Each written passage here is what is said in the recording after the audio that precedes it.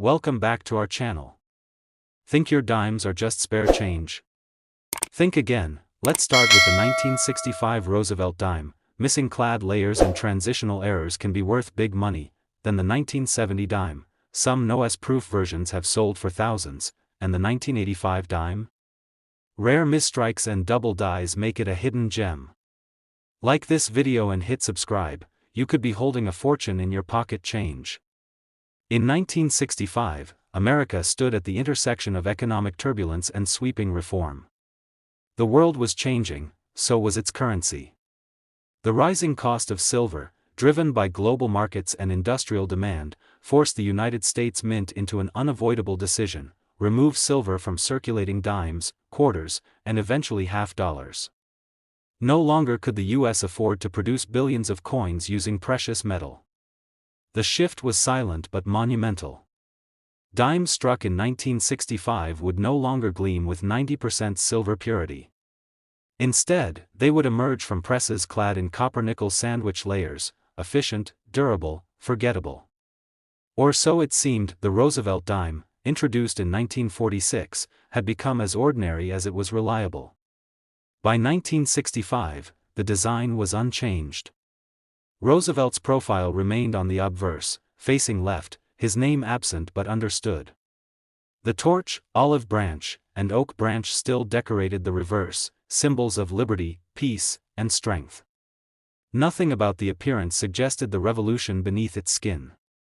But it wasn't just the metal that changed that year, it was everything about the process. The mint, overwhelmed by coin shortages and racing against demand, suspended mint marks entirely in 1965. Coins from Denver and San Francisco bore no distinguishing letter, making Philadelphia's coins indistinguishable from the rest. The move was intended to reduce collector hoarding and ease production pressure. But within this blur of mint identities, mistakes, rare, spectacular mistakes, slipped through the cracks. It wasn't until years later that collectors began to notice anomalies buried in the 1965 dime population. At first, they were subtle: slight doubling on the motto, faint smudges where sharp lines should have been. Most were chalked up to worn dies or bad strikes.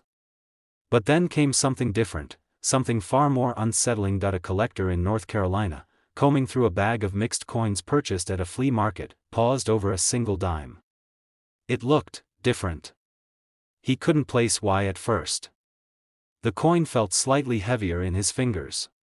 He weighed it, 2.5 grams. Normal. But then again, maybe not. Something felt off. He took a file and scraped the edge. A soft, bright sheen glinted back at him: silver. Not the dull gray copper ring of the new clad coins. Pure, bright silver. Impossible. He weighed it again on a precision scale: 2.5 grams. That was the standard weight for a clad dime. A silver dime should have been 2.5 grams too. So the weight gave no clue. But the color, the sound, the edge, it all screamed silver. He held it next to a 1964 dime. Identical. The only problem? It was dated 1965. He submitted it for authentication, and the result sent ripples through the numismatic world. The coin was genuine. A 1965 Roosevelt dime, struck not in clad copper nickel, but in 90% silver. A coin that, by every official record, should not exist. It was theorized that leftover silver planchets from 1964 had remained in the mint's machinery or been mixed with the new blanks by mistake. Only a few had been struck. And fewer still had escaped into circulation. The 1965 silver dime wasn't a variety. It wasn't a prototype. It was an accident. A transitional error, a bridge between two economic realities. Suddenly, every 1965 dime in America became a suspect. Coin roll hunters, long obsessed with wheat cents and silver quarters, turned their attention to the humble dime. A date once dismissed became a source of suspense. But only a handful of genuine 1965 silver dimes ever surfaced. Most were fakes, silver-plated clad coins, or altered 1964s. But the real ones? They were unmistakable to those who knew how to test them. Another surfaced at a coin show in Arizona, traded for less than $1 by a dealer who hadn't bothered to check. The buyer, a teenager armed with a rare earth magnet and a sharp ear, tested the ring of the coin against others. Silver sings. Clad coins thud. The dealer didn't believe him. But after submission to PCGS, the truth became undeniable: it was real. That coin, authenticated and graded at near mint condition, later sold at a private auction for $62000. And then the discovery slowed. Years passed. The silver 1965 dime took on a mythic quality. Whispers of additional examples surfaced on coin forums and in auction rumors, but few proved legitimate. Collectors became more cautious, more obsessed. Every coin show became a battlefield of magnifying lenses and digital scales. Some found nothing. Others thought they did, but were fooled by clever counterfeits. Only trained eyes, experienced hands, and scientific tools could separate myth from money. The rarest of all, the full-strike, uncirculated 1965 silver dime with flawless luster, remains a ghost. Only one is known to exist in such a condition. Found in an estate drawer in Ohio, sealed in a tube of ordinary dimes, it had never seen circulation. The coin's surfaces were pristine, with no bag marks, no contact wear. A miracle of preservation for a coin that never should have been. The bidding war that followed its auction drew attention from beyond the numismatic world. Media outlets picked up the story. "A dime worth a house," one headline read. When the hammer fell, the final price stunned even seasoned collectors: $132,000. What made it so valuable wasn't just the silver. It was the accident, the fleeting moment when the past collided with the future inside a high-speed coining press. The silver 1965 dime is a time traveler, a relic from the end of an era, disguised as a product of the new. It hides in plain sight. It mocks the meticulous record-keeping of the mint. It defies the expectations of collectors, and perhaps most hauntingly, it could still be out there, jars of forgotten change in attics. Rolls sealed in bank vaults. Coin collections passed down generations, never tested, never questioned. Every 1965 dime carries with it a flicker of potential, a chance, however slim, that it might not be what it seems. A dime, worth 10 cents, with a secret born of oversight and transition. A mistake in the machinery of history. A whisper of silver when there should be none, and in the rarest cases, a whisper worth between $55,000 and $132,000. In 1970, America stood at a crossroads of progress and tradition. The country was deep in the throes of cultural change, economic fluctuations, and advancing technology. While these shifts captivated the national consciousness, a quieter evolution unfolded within the U.S. Mint, where machines worked tirelessly to produce billions of coins to fuel the economy. Among these, the Roosevelt dime remained a constant presence in pockets and purses, its design as familiar as a handshake. But in the meticulous and regulated world of coin production, even the smallest deviation could echo for decades. By this time, the transition from silver to clad coinage was complete. Since 1965, dimes had been struck from copper-nickel, a practical solution to rising silver prices. The silver content of coins was relegated to history, but the echoes of that era still lingered. The process of minting coins was precise, yet inherently human, reliant on machinery calibrated by hands prone to error. And it was in this tightly controlled environment that one of the most fascinating mistakes in modern numismatics occurred: the Roosevelt dime of 1970, bearing the familiar left-facing profile of the 32nd president on the obverse and the symbolic torch flanked by olive and oak branches on the reverse, seemed unremarkable at first glance.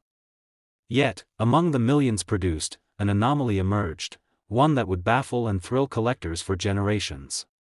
It was subtle, almost imperceptible, but unmistakably significant to those who knew what to look for. A retired postal worker in Colorado first noticed something unusual about a dime he had received as change.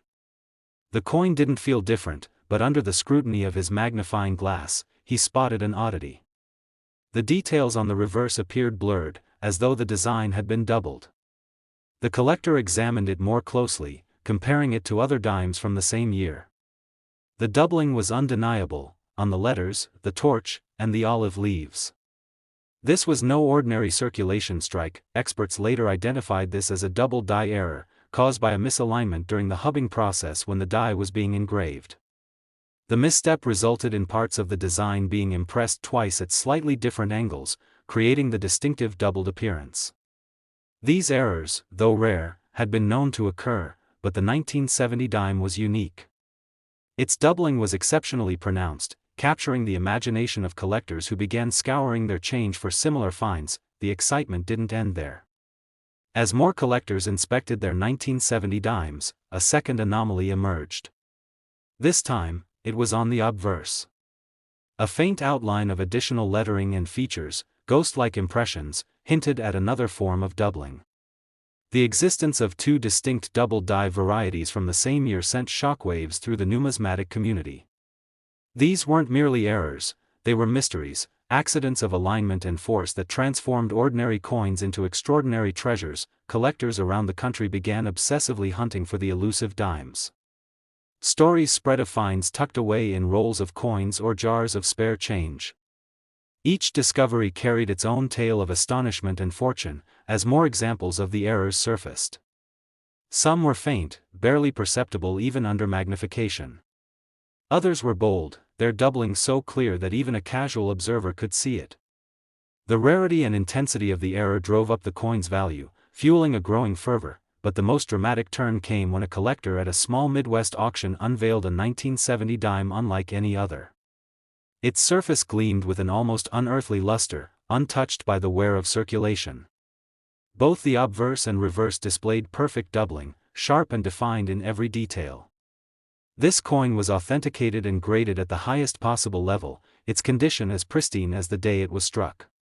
For seasoned collectors, this was a holy grail, a coin that defied the odds of discovery. The auction house buzzed with anticipation.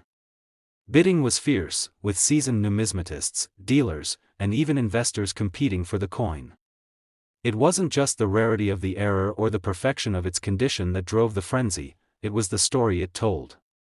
A story of a tiny mistake magnified into something monumental, a moment frozen in time when the machine faltered, and history whispered through a dime. The hammer fell at a price that stunned even the most optimistic observers. The final bid was staggering, cementing the coin's place among the great rarities of American numismatics. This single dime, a piece of everyday currency minted in anonymity, had become a symbol of the unpredictable intersection of human error and mechanical precision. The allure of the 1970 double die dime continues to captivate collectors to this day. Its rarity ensures its status as a cornerstone of any serious collection, while its story draws newcomers into the fascinating world of coin hunting. Jars of coins, dusty collections, and unexamined rolls in bank vaults now carry the weight of possibility. Each unsearched pile of change represents a tantalizing chance that another error, another treasure, might yet be discovered, and for those lucky enough to hold such a piece of history in their hands, its value extends far beyond the monetary. The 1970 double die dime isn't just a coin, it's a reminder of how even the smallest imperfections can create extraordinary beauty. As for its worth, this once overlooked piece of pocket change now commands a price between $50,000 and $120,000, a testament to the magic that can lie hidden in plain sight. In 1985, the hum of machinery echoed through the halls of the U.S. Mint as another day began in a routine that had become almost second nature. Coins were struck at a relentless pace, millions upon millions flowing from the presses, dimes among them, carrying the profile of Franklin D. Roosevelt as they had for nearly 4 decades. The Roosevelt dime had long since become a fixture in American life, its image unchanged, its purpose unquestioned. Yet amid that consistency, deep within a sea of uniformity, something subtle and wholly unintended slipped through. To most people, the 1985 dime seemed utterly ordinary. At a glance, there was nothing to set it apart from the countless others before or after. It weighed 2.27 grams. It had a smooth copper core sandwiched between 2 layers of nickel. It bore no mint mark if struck in Philadelphia, and the same timeless symbols, liberty, torch, olive branch, oak, remained in place. Everything about it screamed routine. But the machinery that made these coins, precise though it was not infallible. All it took was a fraction of a second. A misalignment, a slight variation in pressure, a die used too long or incorrectly prepped, and suddenly, the ordinary became something altogether rare. The story began not in a high-profile coin auction or museum but in the backroom of a small-town antique store in Oregon. A hobbyist, sifting through a neglected jar of change, stumbled upon a dime that caught his eye, not because of what it had, but because of what it didn't. Under magnification, the detail on the obverse, Roosevelt's face, looked wrong. Faint. Flat. A ghostly version of the strong, defined line seen on all the others.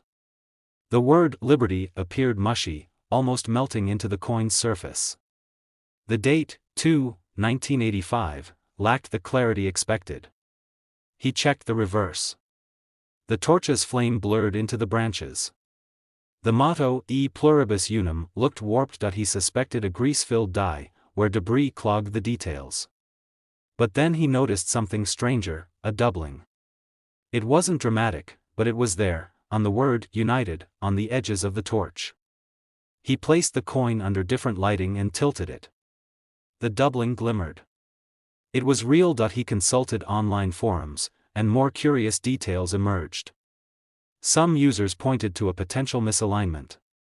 Others suggested die fatigue. But one senior numismatist recognized something far more elusive, a combination of a die cap and misaligned hubbing.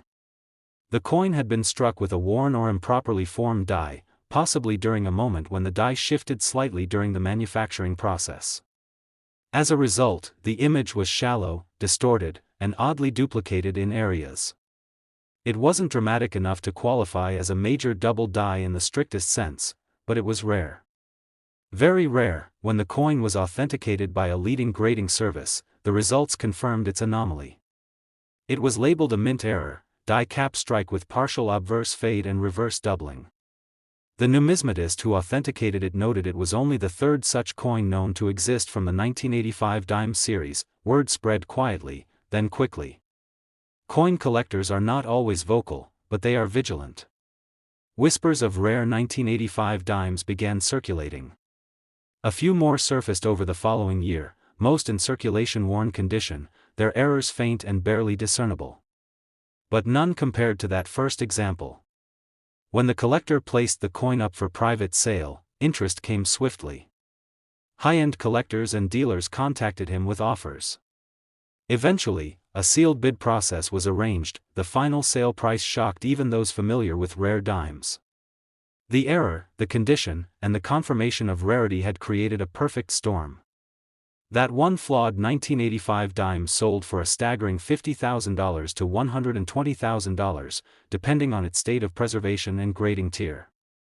The top specimen, pristine and confirmed unique in several characteristics, commanded the highest figure, right at the ceiling. Now, the search began in earnest. Roll hunters, those who religiously go through bank-wrapped coins by the hundreds, began seeking out 1985 dimes with obsessive focus.